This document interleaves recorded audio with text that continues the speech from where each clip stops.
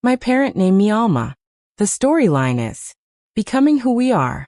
The first time Mira realized she was becoming someone she did not recognize was on an ordinary Tuesday morning. There was nothing dramatic about it. No chateira de glace, nos crea-me argumens, no sudem revelation bene a burning sky. There was only the hum of her alarm, the gray light filtering through half-drawn curtains, and the strange sensation that the life she was living felt slightly misaligned. Like a shirt buttoned one notch off. She lay still, staring at the ceiling. I should be grateful, she whispered to the quiet room. She had a steady job, a tidy apartment, a calendar filled with meetings that confirmed her usefulness. Her parents called her successful. Her friends described her as dependable. On paper, she was a model of stability.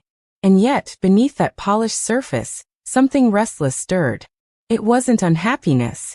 It was a question. Is this who I am? Or is this who I learned to be? That question did not leave her. Mira grew up in a house where silence meant safety. Her father valued discipline. Her mother valued harmony. Arguments were considered failures of character. Emotions were handled like fragile porcelain, displayed only when neat and controlled. People respect strength, her father often said. And kindness, her mother added.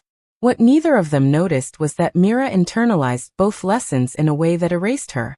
She learned to be strong by not asking for help. She learned to be kind by swallowing her anger. She became agreeable, achieving, responsible. When she cried as a child, she did it quietly.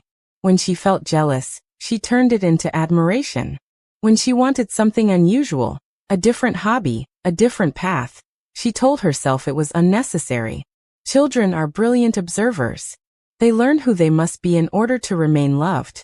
Mira learned that love was steady when she performed well and remained calm.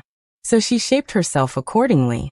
By the time she entered university, she had a talent for becoming what others needed. Group projects thrived under her leadership. Professors praised her reliability. Friends confided in her. But no one asked what she wanted. Not because they didn't care, but because she had trained them not to. Adulthood offered new roles, and Mira filled them effortlessly. She became the diligent employee who never missed a deadline, the friend who remembered birthdays, the daughter who visited regularly and reassured her parents that everything was great. It was great. That was the problem. Her life was so carefully constructed that dissatisfaction felt irrational. She did not suffer any obvious hardship, yet she felt hollow in moments that should have felt full. One evening after work, she stood in the grocery aisle staring at rows of cereal. The decision